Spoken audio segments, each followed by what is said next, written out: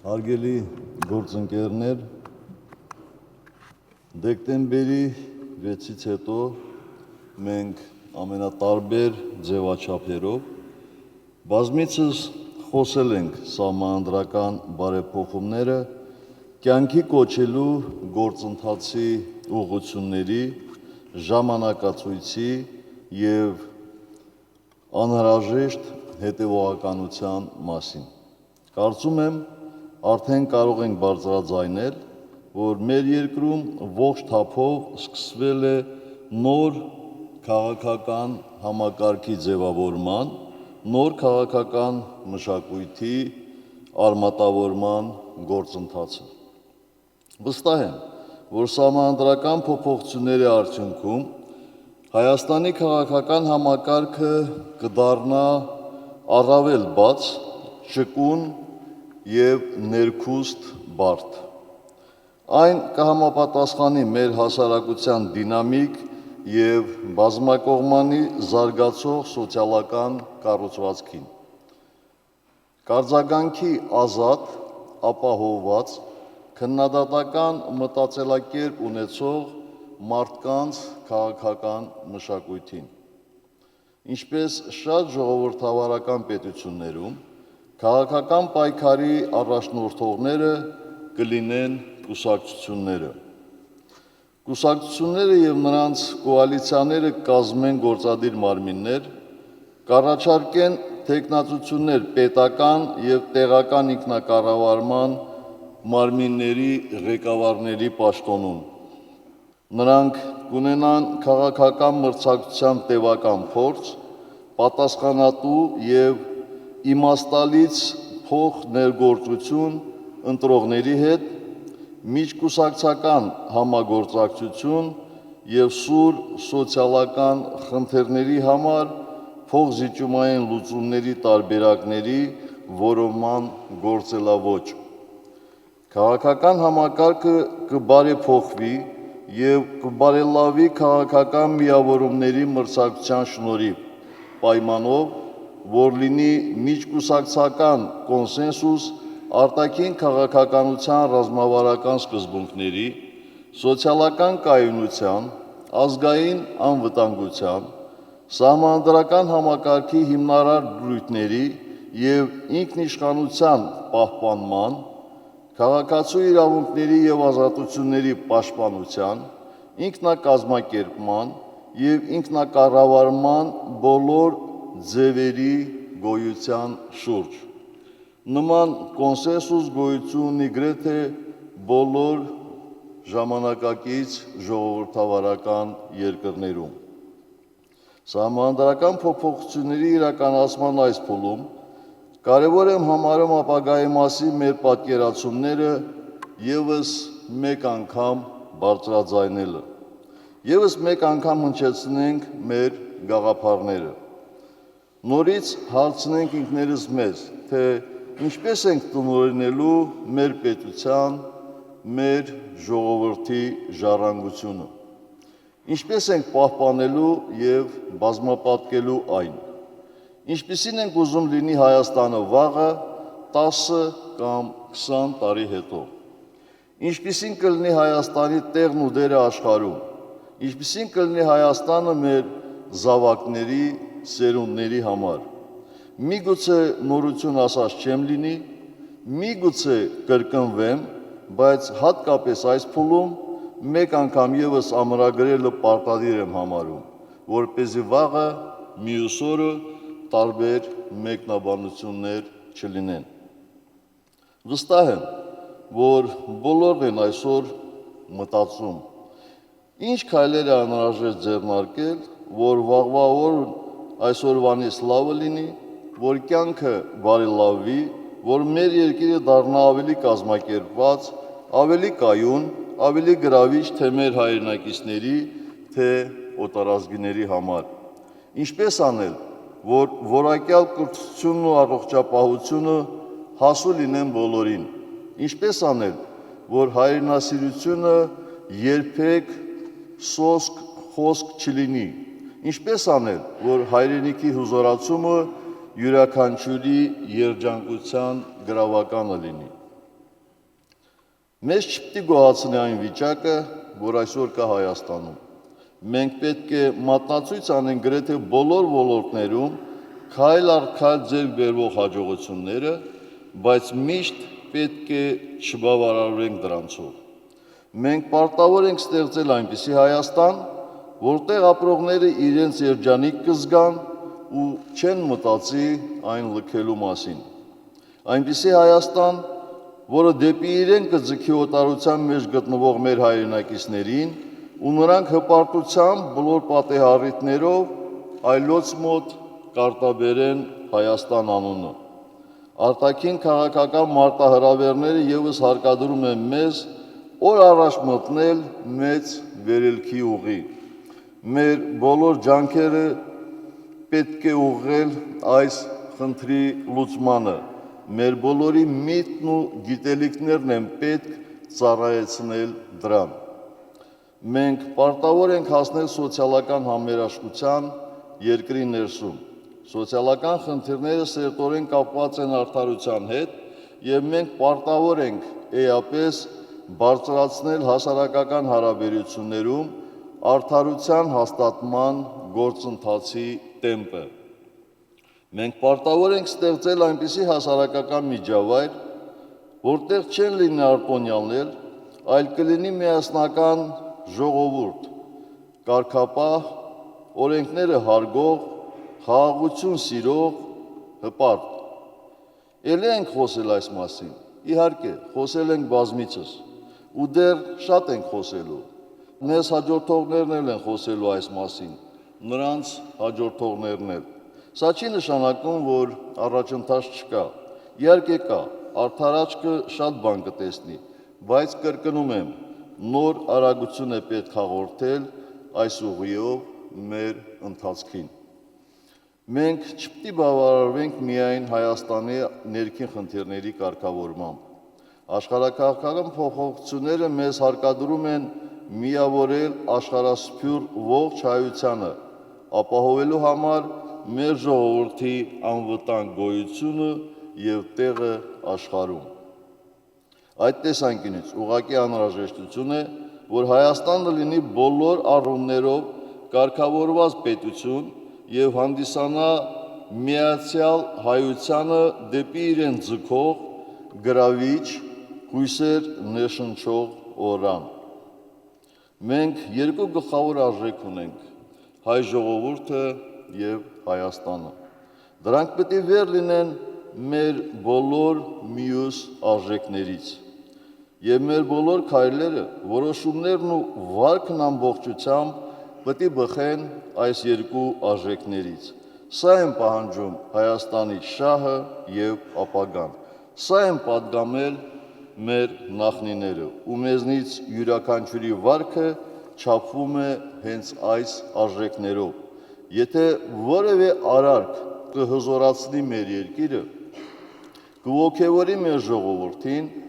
արժանի է դրվատանքի, հակառակը պարսավանքի։ Տարածաշրջանի իրավիճակը հաշվի առնելով, մենք ուղղակի հարկադրված ենք ունենալ ուժեղ, ոտքի վրա ամուր կանգնել կարողացող, իր ուժերին վստահ պետություն, որտեղ բոլորը, եթե կարիքը լինի, պատրաստ լինեն դառնալ հայրենիքի զինվոր։ Սահմանադրական փոփոխությունները հերթական, այս կամ այն կառույցի կողմից պարտադրված, կամ որևէ կառույցի անդամագրվելով պայմանավորված, կամ էլ ինչ-որ մասնավոր հարցեր լուծելուն միտված փոփոխություններ չեն։ Դրանք մեր առջև ծառացած մարտահրավերները, մեր քաղաքական կյանքը, մեր իրականության խնդիրները հաշվի առնող ու դրանց հաղթահարելուն ուղղված միջոց են։ Ես համոզված եմ, որ կարճ ժամանակահատվածում սահմանադրությունը դառնալու է ազգային համաձայնության փաստաթուղթ։ Անհավասարություն, անարդարություն, անպատժելիություն, հիասթափված ժողովուրդ, աղքատություն, արտագաղթ, սրանք ցանկացած պետության, այդ թվում Հայաստանի Հանրապետության համար մարտահրավերներ են։ Մեր երկրին պետք են ոչ թե այս կամ այն ծրագրի չկայանալը հիմնավորող պաշտոնյաներ,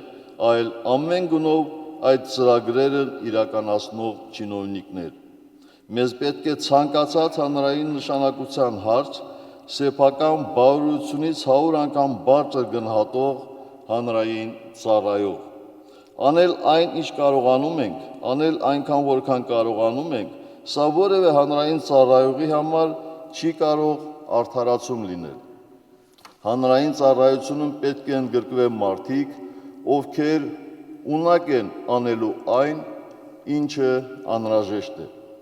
Գաղտնիք չէ, որ այսօր ունենք մի միջավայր, երբ համայնքի ղեկավարից սկսած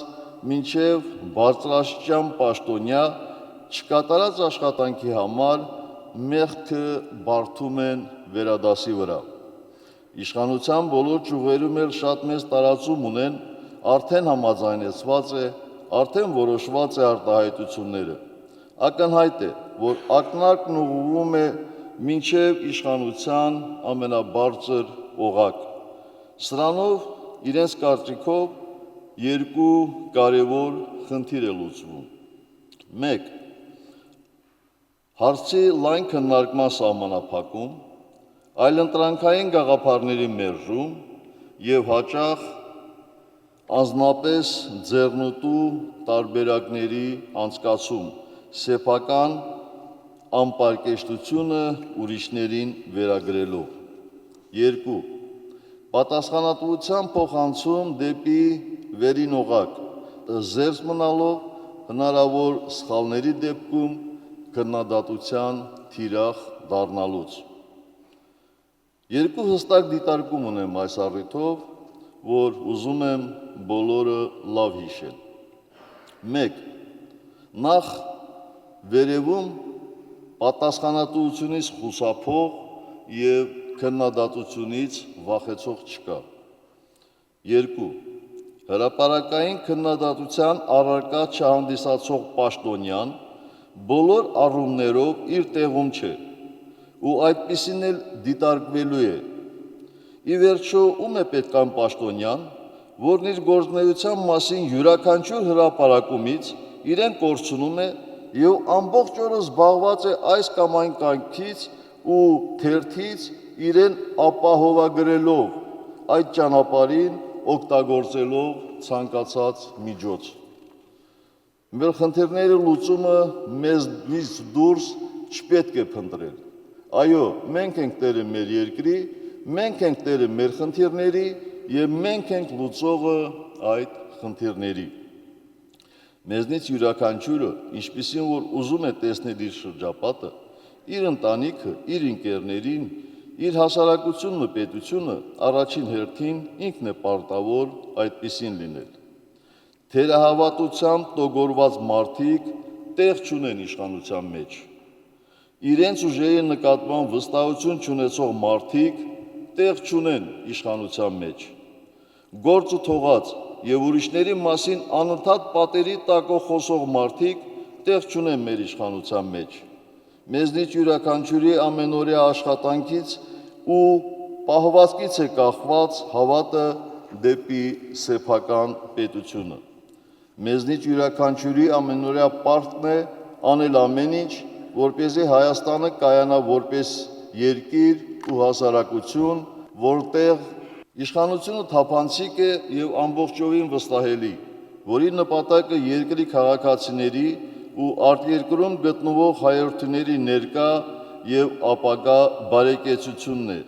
որի անդամները հավասարապես հաշվետու են օրենքի առջև այնպես, ինչպես ցանկացած քաղաքացի և որի անդամները չեն ղեկավարվում անձնական շահերով։ Արդարադատության համակարգը զերծ է ազդեցությունից, արդար է և անկաշար։ Օրենսդիրը բանիմաց է և հարգված։ Պետական ծառայությունն ամենահարգի աշխատանքային ձևն է, որովհետև այն հնարավորություն է ընձեռում հայրենիքին ու ժողովրդին ծառայելու և պահանջում է բարձրագույն մասնագիտական որակ։ Հասարակությունն ունի բարձր կենսամակարդակ, բարեկիրթ է, հանդուրժող, մարդասեր։ Տնտեսությունը դինամիկ զարգացման ուղու վրա է, հենված ողջ ազգի մարդկային կապիտալի վրա։ Այն զարգացման հավասար հնարավորություն է ընձեռում բոլորին, թույլ չի տալիս անարդար մրցակցություն,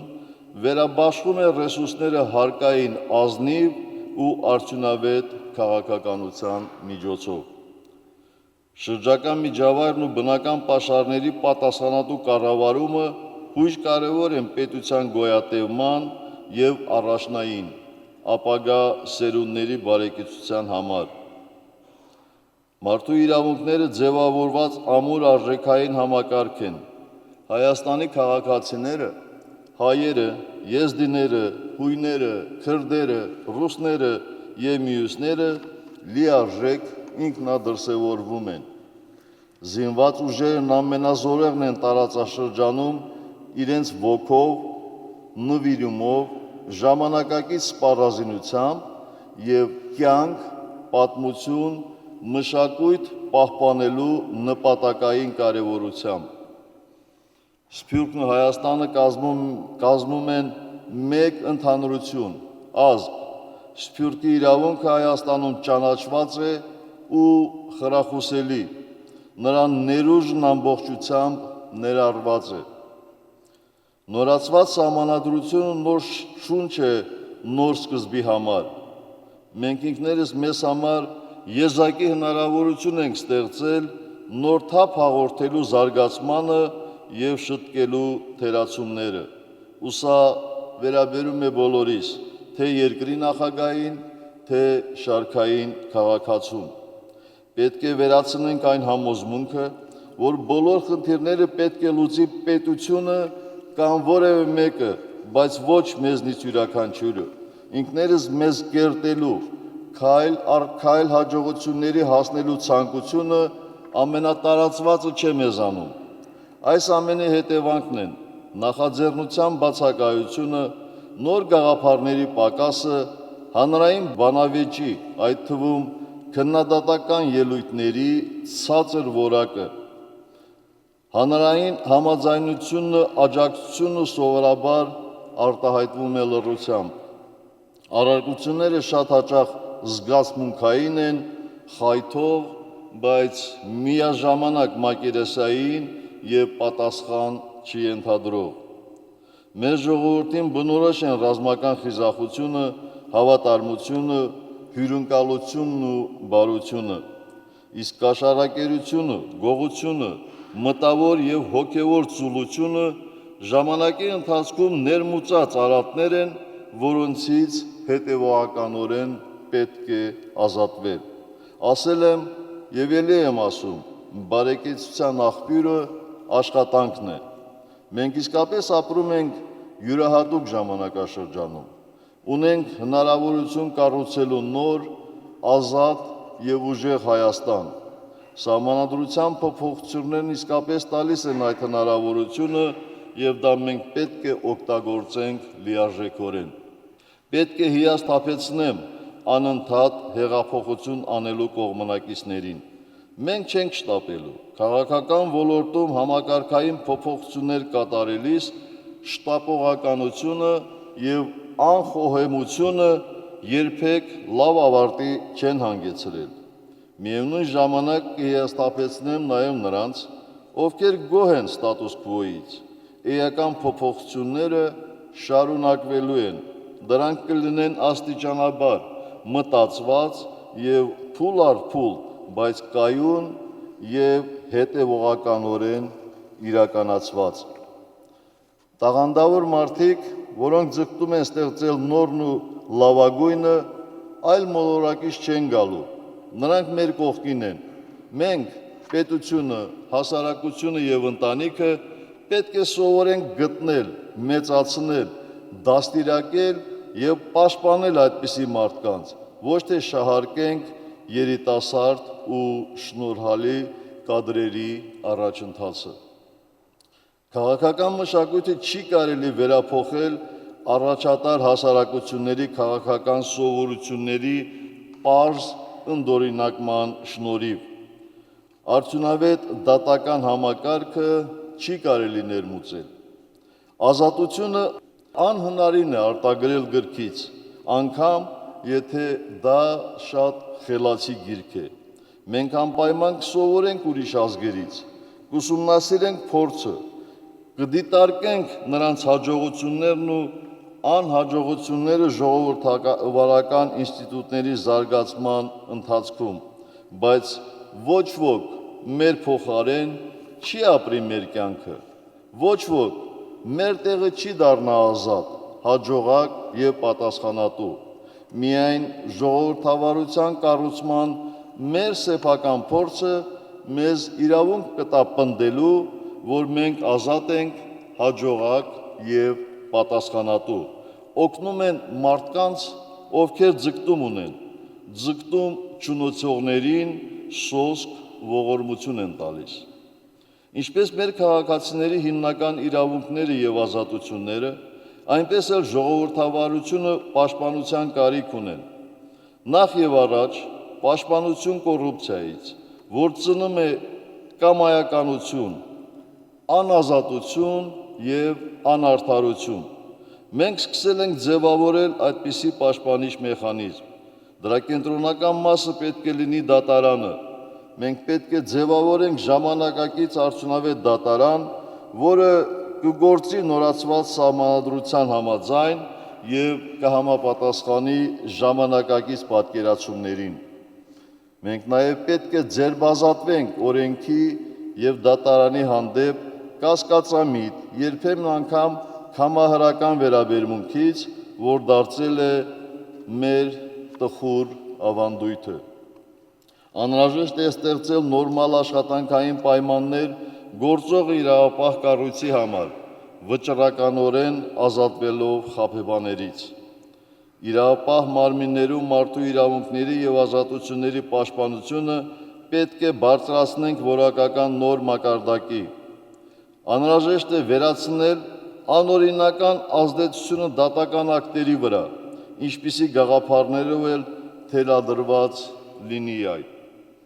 Այստեղ էլ մենք առաջընթաց ունենք, բայց ավարտին հասցնել է պետ գործընթացը։ Ի վերջո, դատական համակարգը ինքնուրույն կարող է հասկանալ, որն է պետության շահը եւ որն է կոռումպացված վարչարարի կամ գործարարի եսասիրական շահը։ Անհրաժեշտ է սովորույթի մակարդակի հասցնել հարգանքը քաղաքական մշակույթի հանդեպ, հարգանքը օրինապահության, ուրիշների իրավունքների, այդ թվում սեփականության իրավունքի հանդեպ։ Հենց դատարաններն են հասարակական աջակցության շնորհիվ առաջին հերթին կոչված ազատելու երկիրը կոռուպցիայից։ Դա իհարկե բարդ խնդիր է, սակայն լուծելի։ Այլ երկրներում այս խնդիրը լուծել են։ 2012 թվականին ստեղծված բարձրաստիճան պաշտոնատար անձանց էթիկայի հանձնաժողովը մեր երկրում պատասխանատու, սակայն մարտահրավերներով լի առաքելություն ստանձնեց, ապահովելով պաշտոնատար անձանց գույքի եւ եկամուտների հրապարակայնությունը,